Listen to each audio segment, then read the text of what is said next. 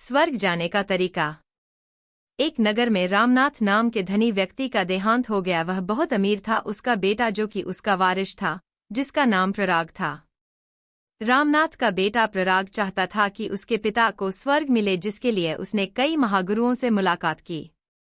महागुरुओं ने कहा आपके पिता को स्वर्ग मिलेगा, परंतु प्रराग को सबूत चाहिए था कि उसके पिता को स्वर्ग ही मिलेगा। सबूत देना किसी भी ज्ञानी के बस में नहीं था, लेकिन वे प्रराग से धन कमाना चाहते थे, जिसके लिए वह उसे झूठी तसल्ली दे रहे थे। प्रराग यह बात भली भांति जानता था कि सभी को उसका धन चाहिए, इसलिए वह किसी प्रकार से उसको झूठी तसल्ली देना चाहते हैं। प्रराग ऐसे व्यक्ति की तलाश कर रहा था जो कि गारंटी दे सके कि प्रराग के पिता को स्वर्ग ही मिलेगा, जिसके लिए वह अपनी सारी संपत्ति खर्च करने को तैयार था। प्रराग कई दिनों तक ऐसे ज्ञानी को ढूंढता रहा, परंतु उसे कोई भी नहीं मिला। एक व्यक्ति ने उसे बताया कि महात्मा गौतम बुद्ध, जो कि इस समय के सबसे बड़े ज्ञानी हैं, वह पास के नगर में ठहरे हैं, तुम्हें उनके पास जाना चाहिए। प्रराग ने भी महात्मा गौतम बुद्ध के बहुत किस्से सुने थे, इसलिए वह बिना समय गवाए तुरंत ही महात्मा गौतम बुद्ध से मिलने पहुंच गया। जब वह महात्मा गौतम बुद्ध के पास पहुंचा तो महात्मा गौतम बुद्ध के पैरों में गिर गया और प्रणाम किया।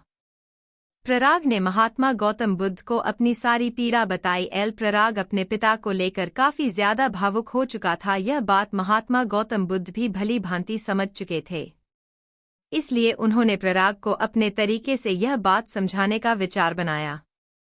उन्होंने प्रराग से कहा कि कल सुबह तुम पास की नदी पर एक बड़ा सा मिट्टी का बर्तन लेके आना, जिसका आकार बहुत बड़ा होना चाहिए, जिसमें मक्खन एवं कुछ पत्थर पड़े होने चाहिए।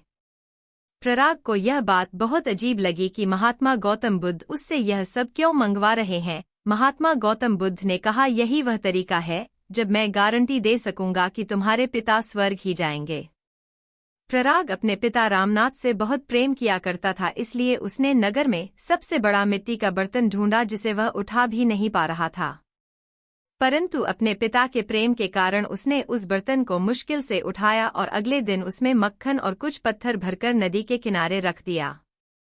तभी महात्मा गौतम बुद्ध नदी किनारे आए और उन्होंने प्रराग से कहा कि इस बर्तन को अपने कंधे पर उठाओ और इस नदी में जब तक चलते रहो जब तक पानी का स्तर तुम्हारे चेहरे तक न आ जाए।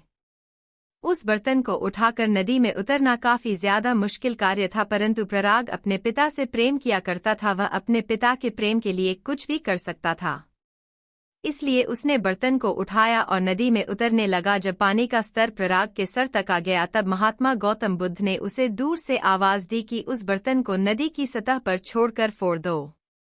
प्रराग ने उस बर्तन को नदी की सतह पर फेंक कर तोड़ दिया और नदी के किनारे आ गया। महात्मा गौतम बुद्ध ने उससे कहा तुम कुछ मत बोलना, बस मेरी एक बात सुनो। यदि पत्थर ऊपर आए होंगे एवं मक्खन नदी के नीचे चला गया होगा तो तुम्हारे पिता को स्वर्ग मिलेगा, वरना तुम्हारे पिता को स्वर्ग नहीं मिलेगा। अब तुम बताओ कि क्या पत्थर ऊपर आए थे या मक्खन ऊपर आया था। प्रराग बहुत हैरान हुआ क्योंकि मक्खन ऊपर आया था और पत्थर नदी के नीचे चले गए थे, जिससे प्रराग को बहुत दुख हुआ कि उसके पिता स्वर्ग नहीं जाएंगे। परंतु उसकी मनोदशा देखते हुए महात्मा गौतम बुद्ध ने उसे समझाया कि मक्खन की प्रकृति होती है कि वह सदा पानी के ऊपर ही तैरेगा एवं पत्थर की प्रकृति होती है कि वह सदा पानी के नीचे ही रहेगा। इसी प्रकार अगर तुम्हारे पिता मक्खन की तरह कोमल एवं अच्छे व्यक्ति थे तो वह जरूर स्वर्ग जाएंगे। यदि वह पत्थर की तरह कठोर एवं अच्छे व्यक्ति नहीं थे तो वह पत्थर की तरह नीचे जाएंगे।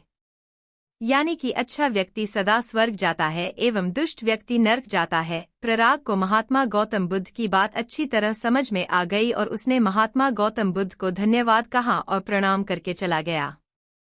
महात्मा गौतम बुद्ध ने भी प्रराग के सवाल का अनोखे तरीके से जवाब दिया, जिसने प्रराग को संतुष्ट कर दिया।